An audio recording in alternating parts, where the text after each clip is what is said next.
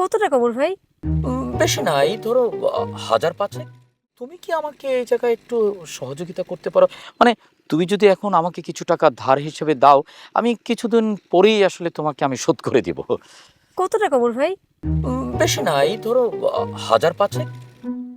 5,000 টাকা তো আমার কাছে হবে না। আমি হয়তো আপনারে 2,000 টাকা ম্যানেজ করে দিতে পারবো। হ্যাঁ, 2,000 হলেও আমি চালিয়ে নিতে পারবো।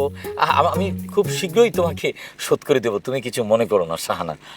এখন তো নিয়ে আসি নাই, বিকালে এনে দিই। হ্যাঁ, শাহানা, তুমি কি টিপ পড়ো না? করি তো, কেন আপনি খেয়াল করেন নাই? না মানে খেয়াল করেছি, খেয়াল করেছি। মানে মানে টিপ পড়লে তোমাকে আরো বেশি সুন্দর লাগে। আপনি বললে এখন থেকে সবসময় পড়বো। হ্যাঁ, সবসময় পড়বে। ওমর ভাই, কালকে না আপনার গেস্ট আসবে, আমি কি এখানে থাকতে পারি?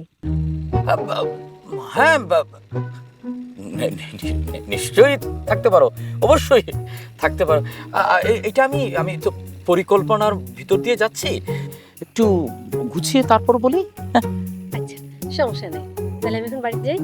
হ্যাঁ, তুমি একা যাবে কেন? আমি তোমাকে এগিয়ে দিয়ে আসি। হ্যাঁ, চলো চলো।